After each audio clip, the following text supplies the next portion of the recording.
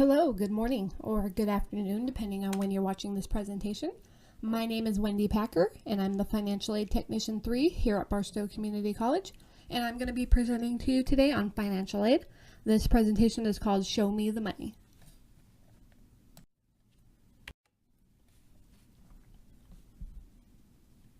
So, what is financial aid? Financial aid in layman's terms is basically money to pay for college or career school. This money comes in several forms: grants, work-study, student loans, and scholarships. Grants are basically free money for school. Those are grants that don't have to be paid back. They're either state or government or federal grants. They can come in different forms. There's several different types of financial aid grants.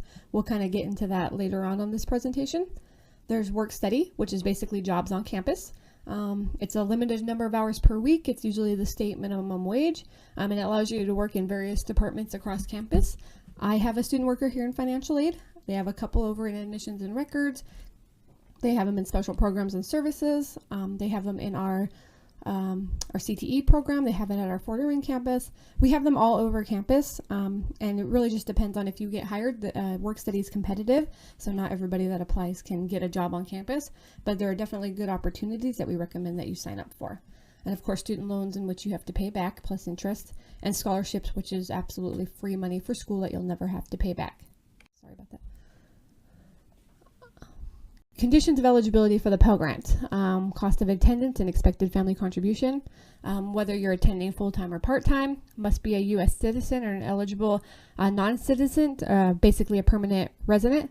You must have a high school diploma or GED. You cannot get federal financial aid if you don't possess a high school diploma or a valid GED.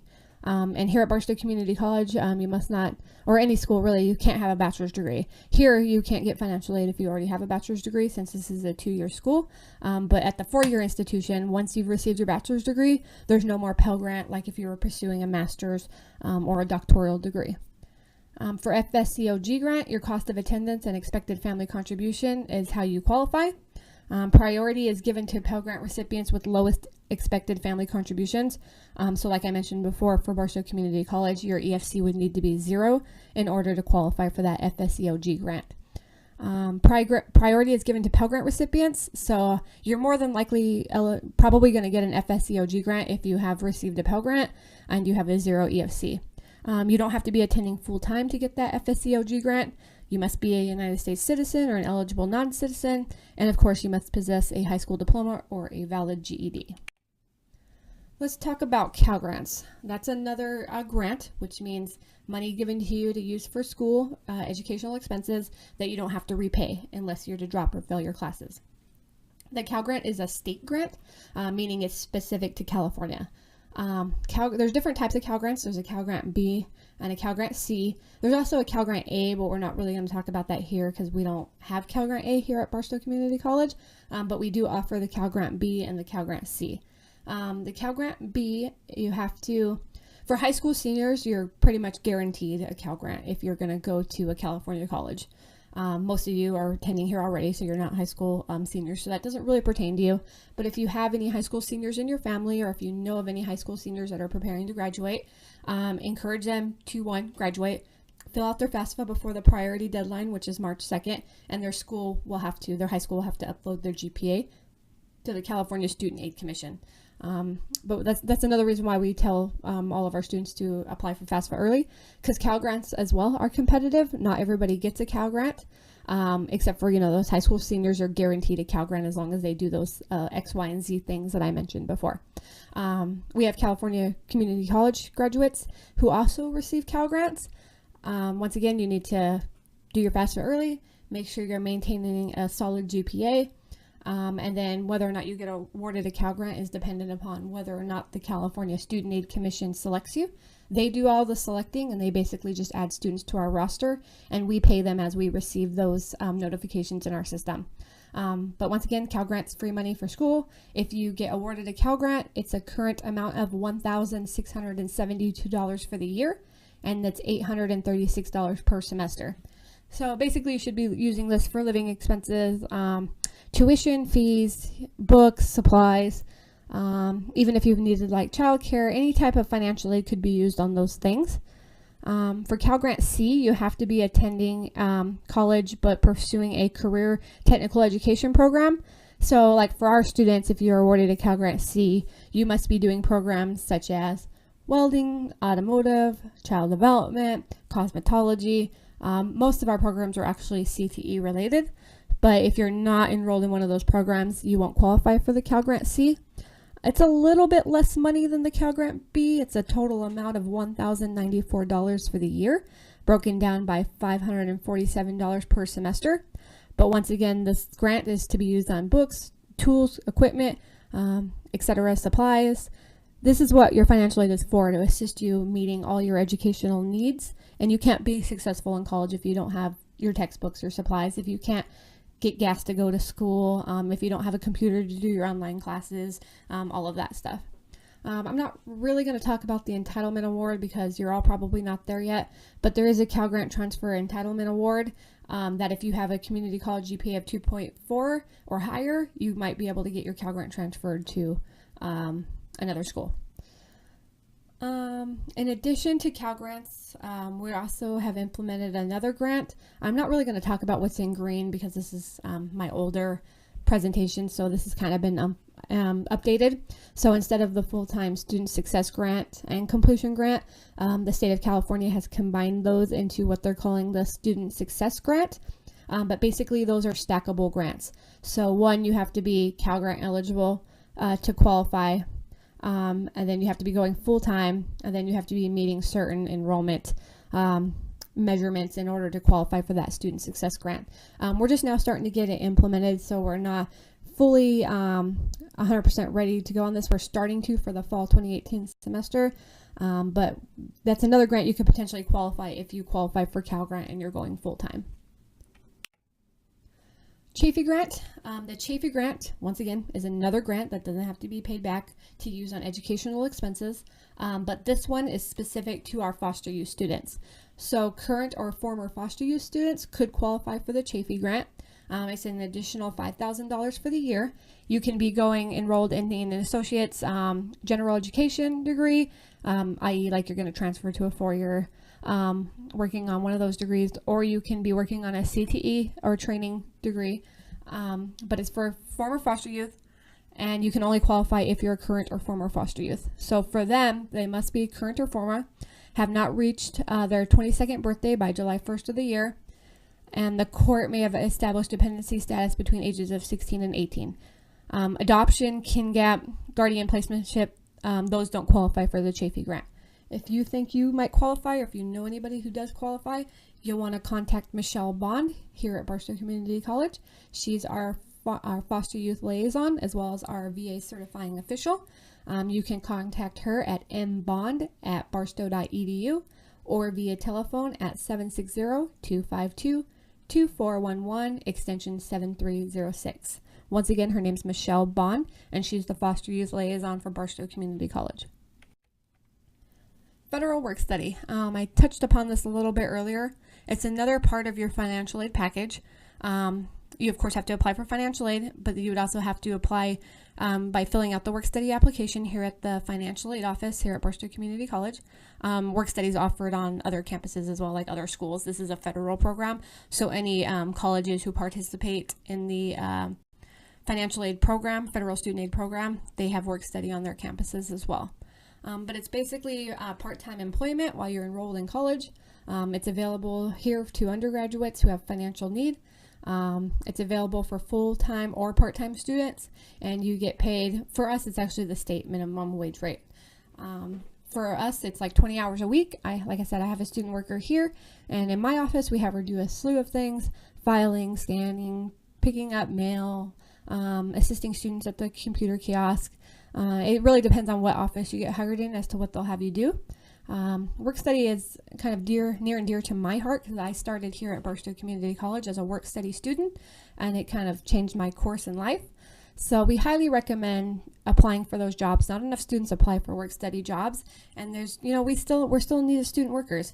And where else can you get a job where your supervisor is going to work with you or work around your school schedule? You're in one place all day. You can go to work and go to school in the same place. You won't have to worry about driving from here to there. But we do recommend you apply as early as possible within the semester or the year, because those positions do fill up quick. But apply for work study. I can't stress that enough. Same with scholarships. Not enough students apply for scholarships. Once again, it's actually free money for school, absolutely free money. Scholarships are not just for our 4.0 students. Basically, they're free cash for college. Scholarships are national or local money for your education that you don't have to repay. Consideration is given to students who demonstrate scholastic achievement, academic promise, military status, financial need, and community campus involvement. We have a separate application for scholarships. It's all done online through the Award Spring site. Our scholarship application will actually open the beginning of December and run through the end of February. You don't have to be a 4.0 student to apply for scholarships. I hear that a lot. We have a variety of scholarships that anybody probably qualifies for. Sometimes our scholarship donors are looking for somebody who's a full-time student. Sometimes they're looking for somebody who's enrolled in a specific program. Sometimes they're looking for students who are maybe a single parent. Sometimes they're looking for a student who's enrolled in like nursing or child development or going into teaching. So I hear a lot of students say, I didn't apply because I don't think I'll get a scholarship. But you don't know if you're going to get a scholarship unless you try. So we highly recommend applying for scholarships. We really do not have enough students applying for scholarships. For us, our scholarship awards range anywhere between $100 to $1,500, but some outside scholarships could be even more money than that. So just make sure you apply for scholarships. Like I said, not enough students take advantage of that opportunity. Like I had mentioned before, the Board of Governors fee waiver, you're probably like, I'm not sure what it is, but most of you probably have what we call the BOG fee waiver. Basically what that fee waiver does is it pays for your classes. So if you're considered a California resident here at Varsity Community College and you did your FAFSA and you qualified meeting the income requirements, basically the BOG waiver applied to your classes and paid all your enrollment fees. So the most you probably had to pay out of pocket was $11 for your associated student government fees, or maybe you had to purchase textbooks. But basically you're going to college for free. Over 60% of our students qualify for a BOG fee waiver, and it only covers enrollment fees. Supplies, textbooks, and other fees are not covered by the BOG fee waiver. Once again, we recommend applying a FAFSA, doing it as early as possible so that you don't get caught in a situation where you end up owing fees and you end up getting letters saying you need to pay these fees. Or sometimes there's a deadline to do the FAFSA and maybe you'll end up having to pay for your classes after all because you never did the FAFSA and we can't determine your eligibility for the BOG. So that's a great program that's offered here in the state of California. So I get this question a lot. So how much money can I actually get in financial aid? So it really depends. It depends on what you qualify for and like your situation. Like some students can get more money, like if they're getting the Chafee Grant, so current and former foster youth, or if they're a work study student here on campus, obviously they're getting paid as well through the work study program. But this example here is based off of a student who's going full-time, so that's 12 or more units, and they have a 0 expected family contribution. So a 0 EFC based off of their FAFSA, based off of the documentation they submitted to the financial aid office. They were considered basically one of the neediest of our students financial wise. So this particular student could get $6,095 in Pell Grant. We'll say they got the FSCOG grant as well, so that's an additional $400. Remember, this is a yearly amount. They also qualified for Cal Grant B, so they got $1,672. And then they ended up getting the completion grant. So ignore what it says about FTSSG grant.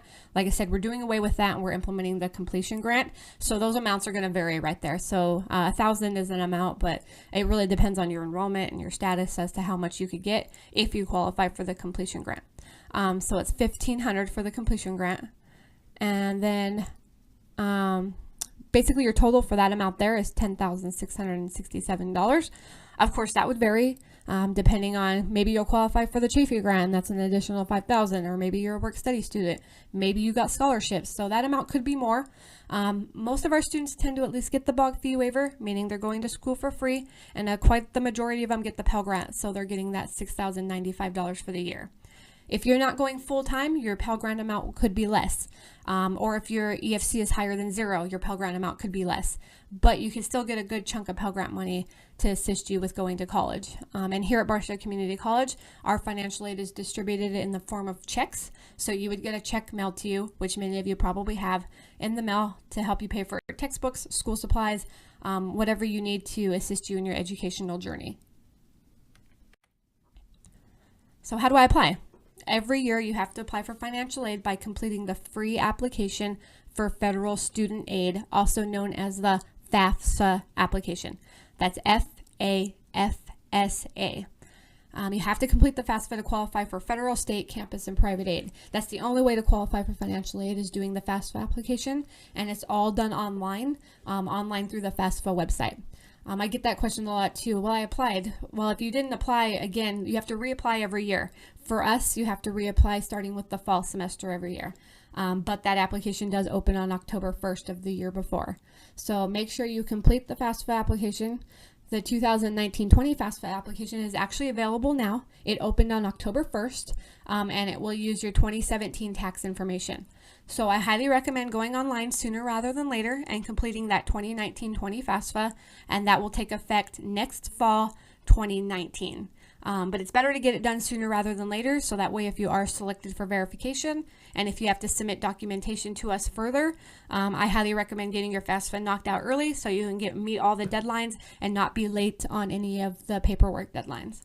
So that one is available now at FAFSA.gov, and it will take effect next fall 2019. Be sure to have your 2017 tax information with you when you go to complete the application.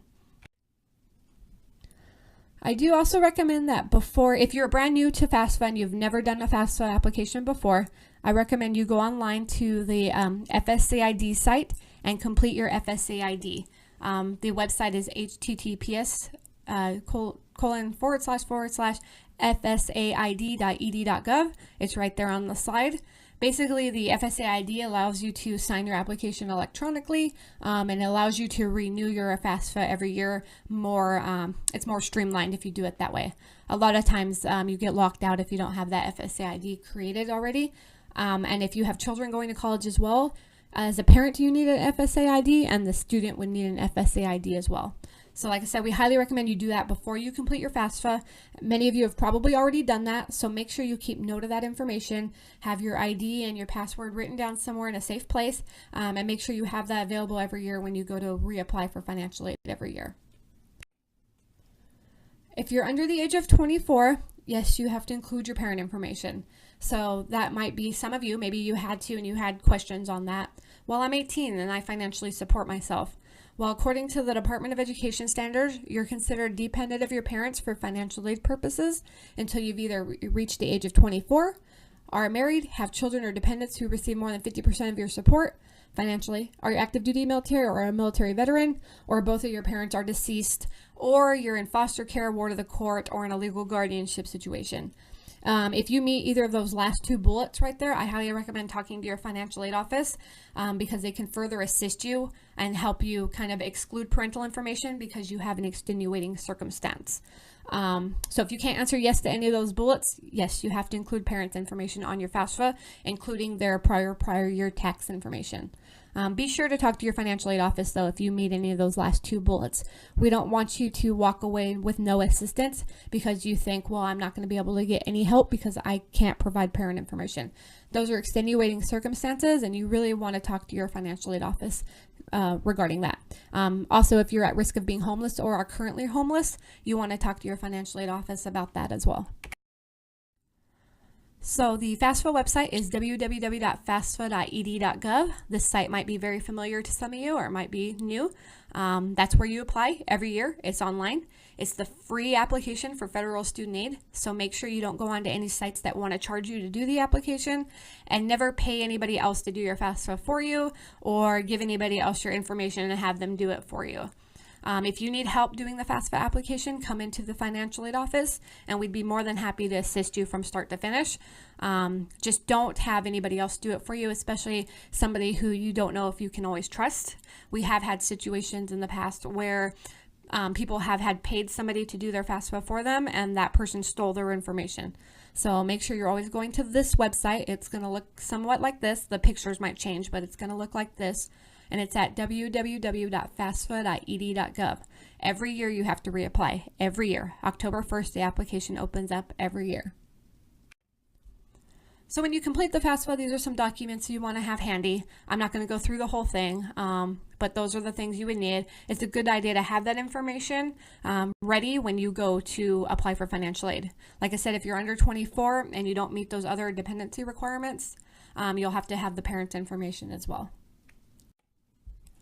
So once you've submitted the FAFSA and if you've added the school codes, make sure you add all the schools that you want the information to go to.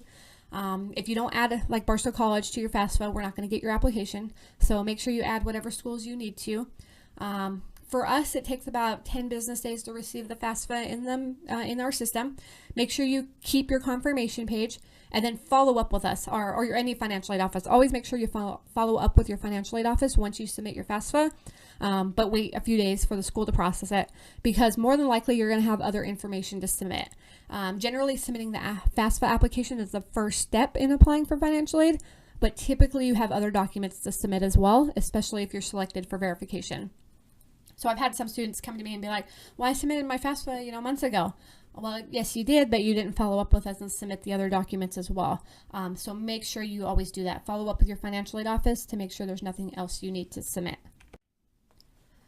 Basically, if you get selected for a verification, you're going to have to submit additional documents. Typically, it's those bulleted points right there. Verification worksheet, prior tax transcripts, unless you use the data retrieval tool, W-2s, LES if you're active duty military member, and or proof of untaxed income. Once again, we highly recommend you follow up with your financial aid office and have these documents ready to be submitted. We also recommend you use the IRS data retrieval tool when completing the FAFSA because that basically transfers your income from the IRS website and plugs it into your FAFSA application. And then you don't have to try to obtain tax transcripts because we can't accept personal copies of your tax returns anymore. So use that data retrieval tool. If you're unsure how to do that, please contact us so we can walk you through how to do that. What does EFC mean? EFC means expected family contribution. EFC is a measure of family's financial strength and is calculated according to a formula established law. Basically, this drives how much financial aid you're going to qualify for. So the lower the EFC, basically the more financial aid you're going to qualify for. So that's an important number. That's why you want to make sure you fill out your FAFSA application as accurately as possible and make sure you're honest on that application as well. Once again, if you need assistance with doing your FAFSA, please come see us. I'm not going to go into this too much, but the net cost formula is basically, cost for first year of college minus your grants and scholarships equals how much it's going to cost you to pay. Most of our students actually end up going to school for free, and then we actually end up giving them money in the form of grants. So this is more for those students who are going to those four-year universities or for our students who don't qualify for the BOG waiver or qualify for the Pell Grant. If you're not a U.S. citizen, you'll want to fill out the DREAM Act application. The California DREAM Act application is also all done online. The questions mirror the FAFSA application, and the students who are considered California residents by AB 540 standards, meaning they went to a California high school for 3 years and graduated from a California high school, want to fill out the DREAM Act application because they could potentially go to school free as well. They won't qualify for any grants, but they could potentially qualify for that BOG fee waiver and have all their classes paid for. If you or you know somebody who this pertains to, I highly recommend coming to the financial aid office so we can walk you through how to do that.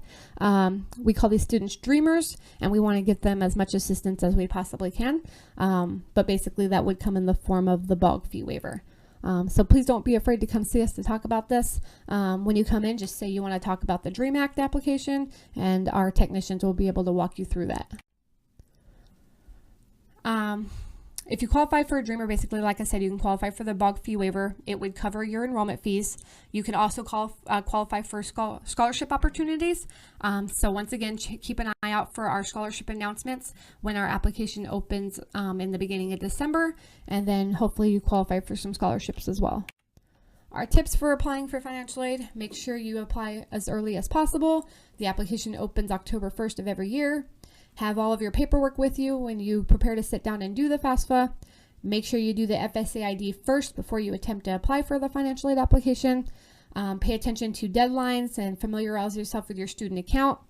Make sure you follow up with your financial aid office. Never pay anybody to complete your FAFSA or DREAM Act for you. And apply for scholarships, apply for work study opportunities. I mentioned all this prior. We can make sure to get you this presentation as well, because I know I go through this very fast. We don't have a lot of time, but I want to make sure you have this information.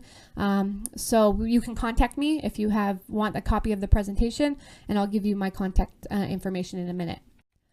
For further financial aid information, these are various resource sites. We highly recommend you check them out. There's several on here, of course, FAFSA.gov you're all familiar with, but be sure to check out the financial aid website as well at barstow.edu/financial-aid.html. And of course, once again, if you contact me, I can send you this presentation as well.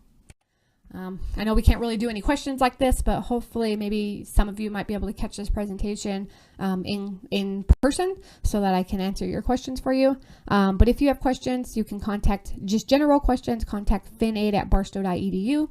Once again, that's our website. But if you would like a copy of this presentation, please feel free to email me at wpacker, Packer, @barstow.edu. Once again, that's wpacker@barstow.edu, and I'd be more than happy to send you a copy of this presentation. Thank you for joining me, and I hope you have a good day.